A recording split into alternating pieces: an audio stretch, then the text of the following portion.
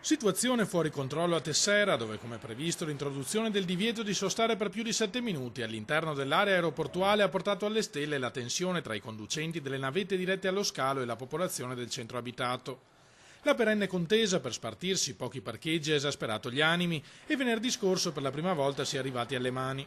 Un residente sessantenne è stato picchiato da uno degli autisti cui aveva contestato di sostare a motore acceso davanti alla scuola materna. Credo che sia intollerabile che un episodio di violenza nasca dal fatto che è stata introdotta una regola, anche perché mi si dice che la norma dei 7 minuti più 10 più 7 era stata introdotta per garantire la sicurezza, però per garantire la sicurezza non si garantisce la sicurezza ai cittadini, perché se si verificano questi episodi è evidente che c'è qualcosa che non va. Le nuove regole sono state la goccia che ha fatto traboccare il vaso, sostiene il presidente della municipalità Marco Bellato. Lo sviluppo dell'aeroporto negli ultimi 10 anni è stato in sé un fatto positivo, ma ha portato pesanti disagi per la popolazione di Tessera. Le macchine che facevano i trasporti per l'aeroporto un tempo erano 5, adesso sono 150. Queste situazioni ovviamente hanno ingenerato nei cittadini un disagio che diventa sempre di più intollerabile, al quale bisogna cercare di trovare una soluzione. La situazione a Tessera ha assunto una gravità tale per cui è necessario che intervenga la prefettura, gli fa eco l'assessore comunale alla mobilità Renato Boraso.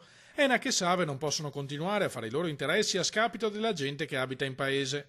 Farò di tutto, promette, per far cessare questa situazione. È sempre stata una prerogativa nostra e di tutti quella che lo sviluppo dell'area aeroportuale avvenisse in un contesto condiviso con i cittadini. Se si presenta questo problema è evidente che bisogna dialogare con l'aeroporto, ma con tutti i soggetti che sono coinvolti, per cercare di risolverlo, perché altrimenti la situazione rischia di degenerare. È successo un episodio di violenza l'altro giorno, però non si esclude che possano succedere degli altri.